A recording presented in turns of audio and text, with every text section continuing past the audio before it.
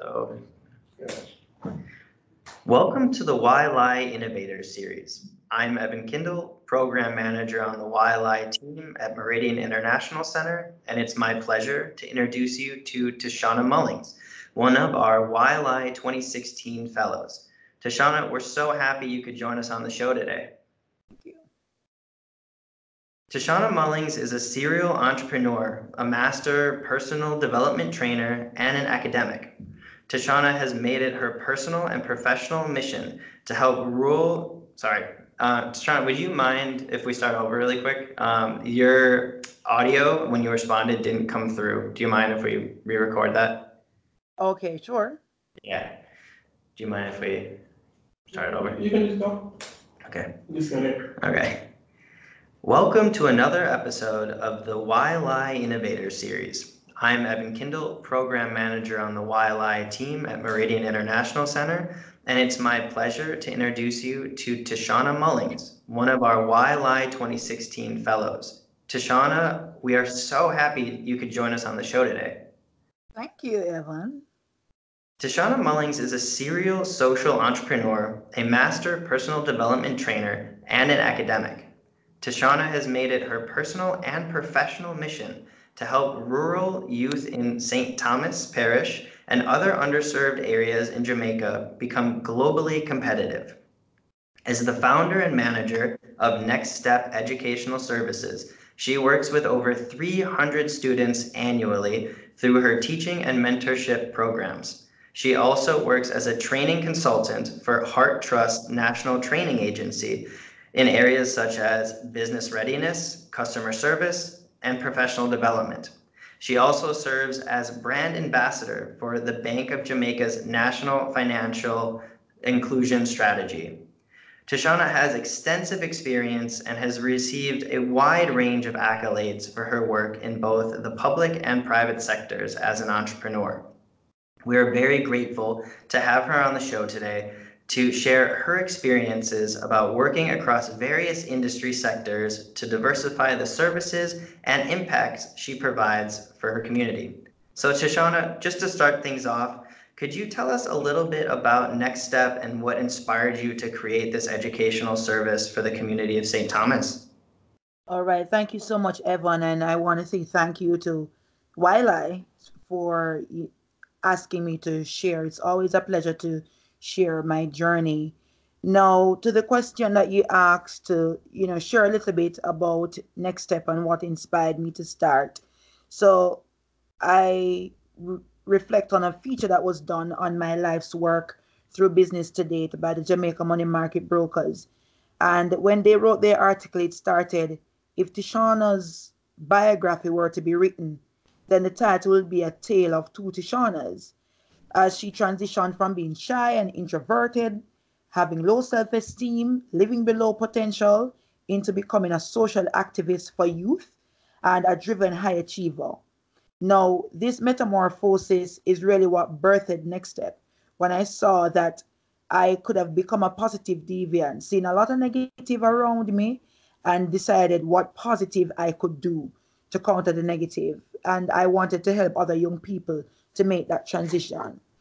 And when I did some research, I realized that this wasn't just a reality in my small community with those around me, but according to the Inter-American Development Bank, there are approximately 148 million youth in Latin America and the Caribbean in ages 15 to 29. They make up 40% of our workforce, and a number of them are unemployed because they don't have the skills that's required in a formal job. So I realized there was real business potential for what I was proposing to do, and that's how NexxStepp Educational Services started, to really service the youngsters in the parish of St. Thomas so that they can become employable.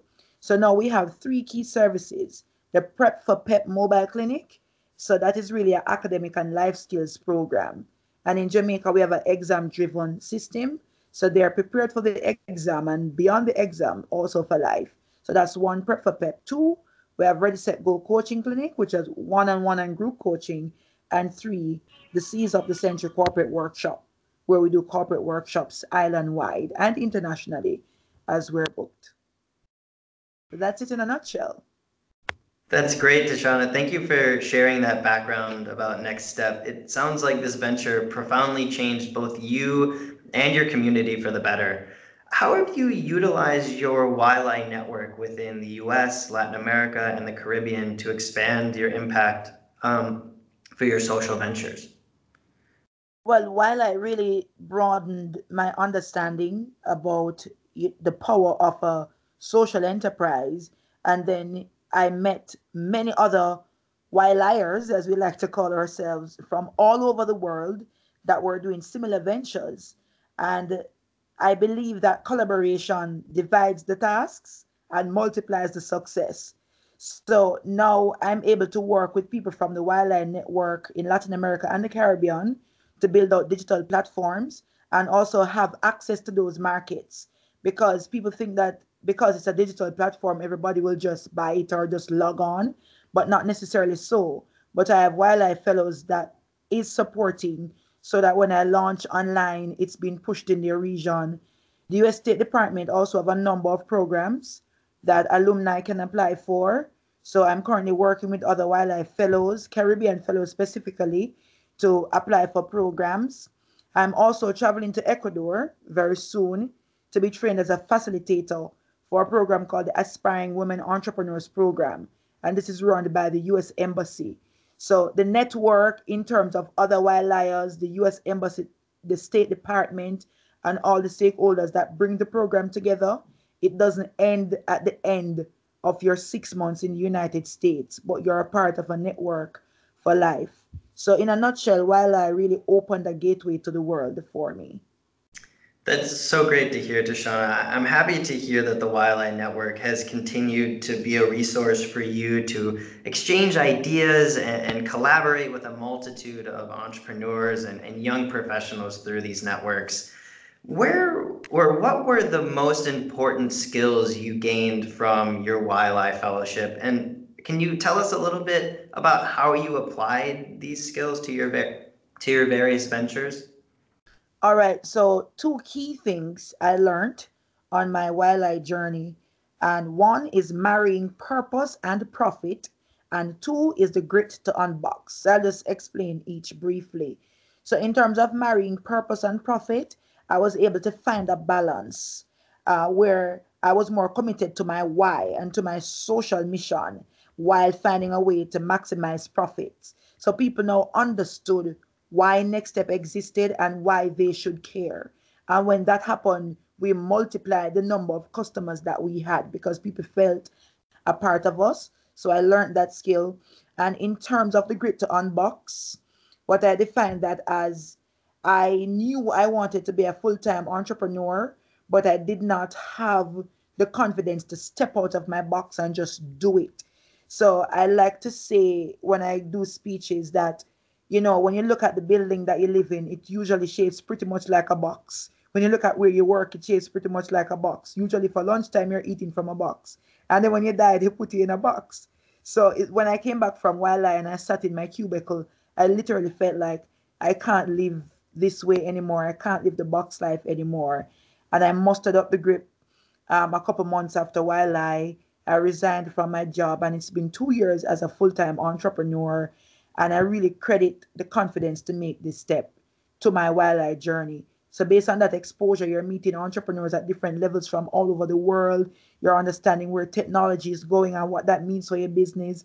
It doesn't allow you to sit and just live a mediocre life, but to really build your dreams. And I credit that to YLAI. Well, thank you, Tashana. We really appreciate that. And you really made that box metaphor stick out in my mind. I'm going to be thinking about that for a while now. And I agree that changing your perspectives can really impact our work and help us tap into new skills. A person's grit, also described as one's sense of determination in the face of adversity, is what really pushes us to make change in our own lives and the lives of our community members. I can really see how you've applied these skills to create such innovative and social ventures. So I compliment you for taking these initiatives and taking these risks as well. What Yes. are, yeah. So, what are some branding techniques that you use as a social entrepreneur to increase awareness about NexxStepp and your work within the private sector as well? All right, so I'm just going to look at two key techniques because we use several techniques but focus on these two. And one is very simple, it's building relationships. So we believe that developing relationships to make people feel a part of and, to make people feel connected is really something that is a part of Next Step's brand DNA. And research backs this up where Mark Leary, he describes this need as the belongingness hypothesis. And what that says is that people have a basic psychological need to feel connected to others, to feel cared for, to feel affectionate bonds from close relationships. That's a part of human behavior. So we treat our clients like family. We check on them. We find out about their progress in their organizations, in their lives, in their groups. We send them holiday messages so they feel a part of us. So we always get booked and rebooked and recommended to other people. So that's one strategy. And two is pro bono engagements. So as a company, as a business, Next Step believes that not every currency is dollars and cents. So sometimes we will do a free workshop, and what that does, it positions us as a thought leader. We may be asked to do a television interview or a radio interview and so on. That becomes free advertisement and so on. And people see us as thought leaders in our industries, and that's how we continuously getting booked. I remember we marketed a summer program one year on a zero budget. All we used was social media, no paid ads on social media. People just know they see us on TV and they see us do the Little Genius show presenting geniuses on stage. So people just feel confident that if my child comes there, then I'm going to get this result. People see you at a workshop at their church or social grouping and you're solid and powerful, they book you to do a workshop in their company. So that's how it works for us, building relationships uh, through pro bono engagements and otherwise. That's so impressive to hear, Tashana, and thanks for sharing these techniques that you and your organization apply. It's really important to use that kind of research that you mentioned about behavioral psychology and to really understand who your target audience is and where they would like to have additional support or impact in their community. And I can see that you've used that information and that research to provide them with useful information through both traditional and new media resources, and you've been able to really maintain that contact with them through these opportunities for more personal and person-to-person engagement. So I really think you have put together an amazing strategy to balance all of that out and maintain your engagement with the community as a whole. What are a couple strategies you use to connect with the private sector industries and design effective action plans to create these mutually beneficial partnerships? Could you share an example of how you developed one of these partnerships?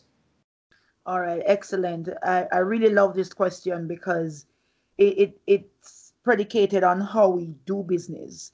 So we engage with partners in the private sector, sometimes as a business and sometimes even if individually. I will form relationships and then find a way to bring my business into the mix. Like for example, now I'm serving as ambassador for the National Financial Inclusion Strategy that positions me now as a thought leader as it relates to understanding finances and so on. So when I eventually put out a program about financially literate kids, then that positions my business itself. Specifically, something that we would have done already as a business, we got some work from Nutrimix, which is a company in Jamaica that produces animal feed. And we went around to different schools, to bring in different schools to a central location rather, and we spoke to them about agricultural careers. I was spotted out to do that because I was once national farm queen when I won a local pageant in Jamaica. But now in my business where we're helping youngsters to develop career plans and so on, people saw me positioned as a thought leader. So I use that as a platform now to position the business and what we do. So sometimes as entrepreneurs, we have to help the market to understand what we're offering and how what we offer meets their objectives. So literally, we will create and communicate interconnections. So what I did then, in Next Step, we have a product called the Ready Set Go coaching product, which teaches you how to get your mindset ready to do something, to put the plans together, and then how to sustain. So after we've engaged with the schools and everybody in the room is excited about careers in agriculture, what happens next? How do you take those children to the next level? So we created a plan, we communicated that to Nutramix, a plan that taught them how to get into the agricultural colleges, how to land the scholarships, how to start businesses in the agricultural field, and so on. And we sold that to the company, and the company loved it and said, we will pay for this. So, as an entrepreneur, you must be active, you must be innovative, and always creating, and just know how to communicate your creation so that those who need it understand that they really do. Tashana, it's great to hear that in addition to creating these innovative ideas for cross-sector engagement that align with your mission, you've strategically searched for opportunities where you can present your work and your brand to other experts in your field to exchange ideas and find opportunities for future collaboration. I think the way you've put yourself out there and the way you've continued to be consistent in your brand marketing is very impressive. Throughout the, oh yeah, no problem, of course. Throughout the region, we're also seeing companies become more multidimensional, as you hinted at earlier, by creating initiatives and advertising their corporate social responsibility efforts, also known as CSR. Excuse me, also known as CSR. Could you share some of your tactics for branding CSR projects and managing your local community initiatives? All right. So, Next Step as a brand, we align with other companies' CSR activities, as well as we also come up with our own CSR activities. So, we align with brands that are credible, that's doing CSR activities that's related to what we do as a business, and that builds our credibility. And as I hinted at earlier, we don't believe that all currency is always in dollar value. So sometimes the alignment with a company just allows you to increase your price points just because of who you're seen as based on your alignments, who you're seen as a company that is. And we also have our own CSR activity, the Little Genius production. So we're teaching 8 to 11-year-olds the dynamics of critical thinking through public speaking.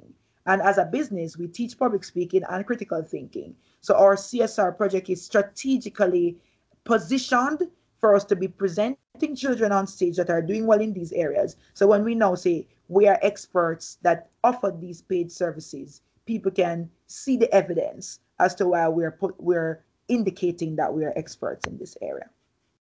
That's great to hear, Tashana. And it's clear to me that it's clearly very important to have brand consistency through your initiatives and partnerships because your brand has great value, right? We can put more value on the brand than you can sometimes on the currency.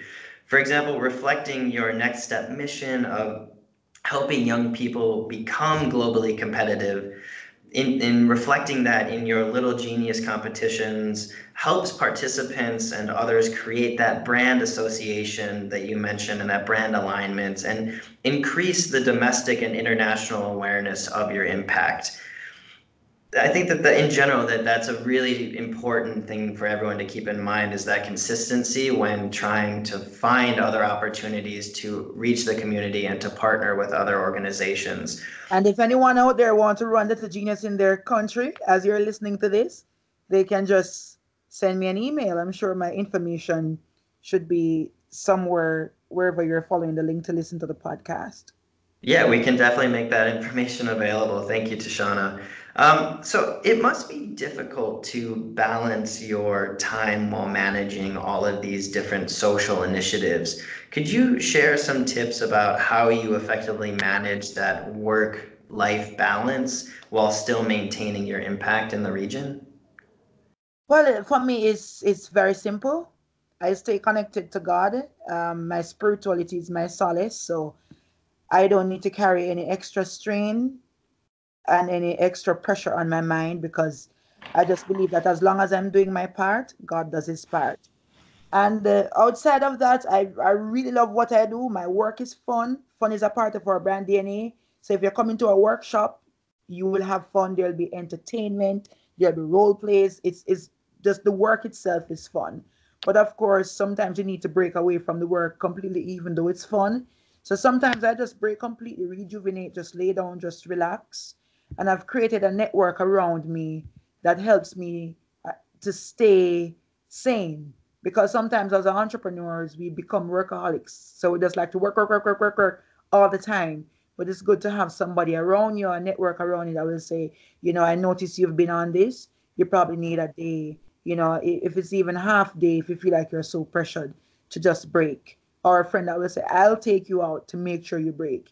So Mm. that's really how I remain sane and keep doing what I do.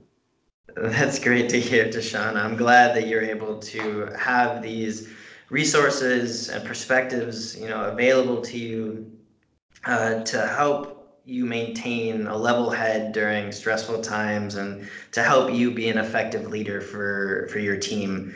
As someone that has managed a wide variety of teams, do you have any advice about keeping your team motivated and efficiently organized to implement these successful initiatives? Absolutely. And I used to work in corporate before becoming an entrepreneur at a supervisory level. So it's been a while, supervising and keeping teams motivated and so on. So my business operates based on a triple bottom line, and that's people, passion, profit. So we believe that people must be taken care of. So pretty much as a person, I lead with love. A lot of people may differ on this point, to say you can't bring love in your business. But I believe that, especially as a small business, anybody that comes in is supporting me to build my dream. And in exchange, I help them to build themselves personally and professionally. Um, so that segues nicely into the point that I incorporate coaching and training into my business because that's what we do. And how can you go there and tell people about conflict resolution and customer service and effective communication if you're not modeling that in your business? So there's a training every day in my business place. Somebody does something wrong and it's a teachable moment. I do something wrong and I'm open to them teaching and pointing things out to me as well because I don't believe that I'm the end all and be all of all knowledge. Recently, we've deliberately aligned ourselves with a HR consultant who supports to ensure that the staff is consistently being treated well. Because as a small business, when you're doing HR and marketing and sales and accounts, and sometimes you're doing everything, and you feel like a sole entrepreneur or sole entrepreneur, sometimes you can be short-sighted in making sure that your staff is well taken care of. So we have an HR consultant, and every day I'm learning patience because it does take a lot of patience. You have your business goals, so sometimes you get distracted with the goals. You just want to get this done, get that done, but you're dealing with real people, and sometimes they are interns, so they don't understand necessarily yet all the dynamics of keeping a business and keeping your brand protected. So you have to really be very patient in communicating that and balancing your goals with taking care of people. Yeah, thank you, Tashona, and thank you for sharing those insights. I'm sure not just managing and working with interns, but also with volunteers that come out to support you all. I mean, it takes time to be able to be clear and be motivational to help these people understand your vision for these initiatives. And the tactics that you apply really reflect the mindfulness and care that you put into supporting your team members. I'm sure it takes a lot of reflection to use these management and coaching tools to help your staff feel confident in themselves and help them create a sense of ownership for their work. One challenge for many young social entrepreneurs is finding funding opportunities and becoming self-sustainable. As someone that has won a series of funding opportunities and awards for your social ventures, do you have any advice for some of our young social entrepreneurs that are looking to apply for funding opportunities and those that are trying to become more sustainable in the long term? All right. So I have two key suggestions here, and one is to demonstrate your ability to generate income. Demonstrate that you are independent, even though you are dependent. And what I mean by that in a nutshell is don't appear too dependent.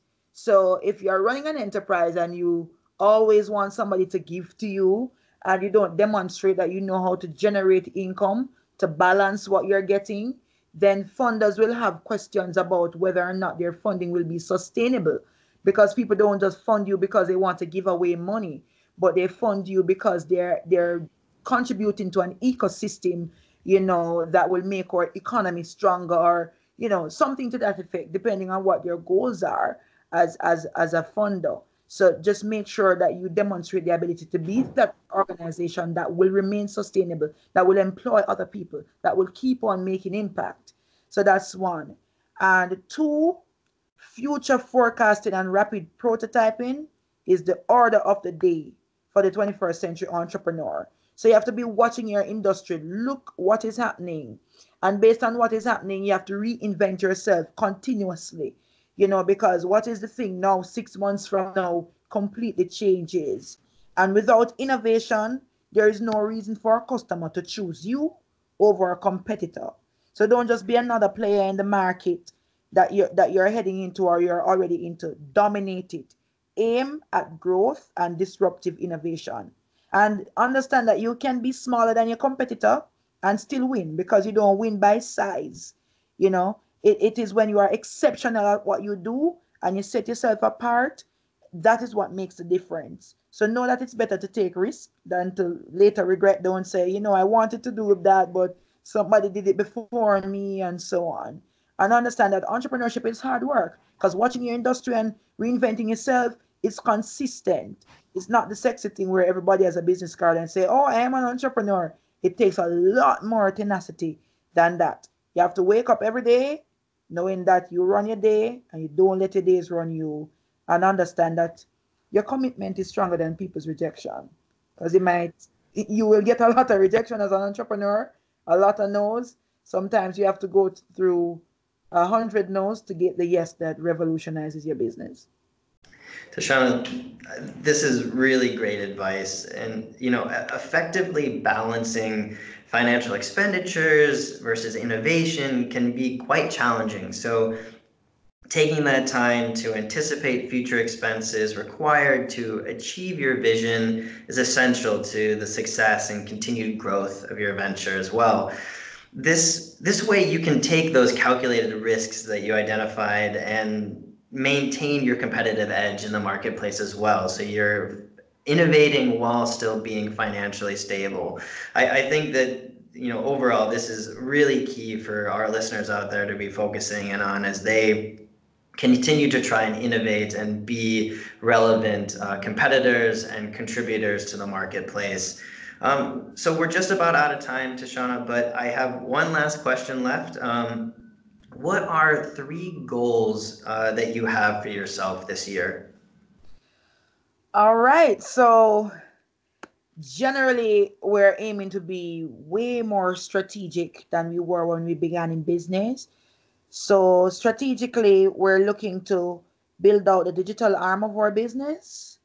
We're looking to develop standard operating procedures that will make all our services and systems clear for all interns and future employees.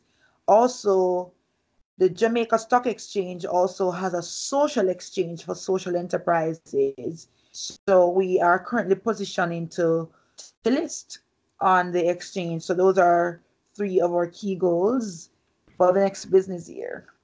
Tashana, that's great to hear, and we wish you the best of luck, and we look forward to seeing the great work that you continue to do for your community and the region as a whole. Tashana, again, I just want to thank you for your time and a great conversation today. It's been excellent, Evan. Thank you so much. And thank you by extension to the entire YLAI network. It's been a pleasure. I will definitely give them your thanks. And to all of our listeners out there, please feel free to reach out to us at ylai@meridian.org with the subject line YLAI Innovator Series with suggested topics or guests we should have on the show. Tashana, thanks again.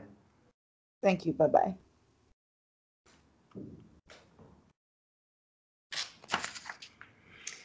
Awesome.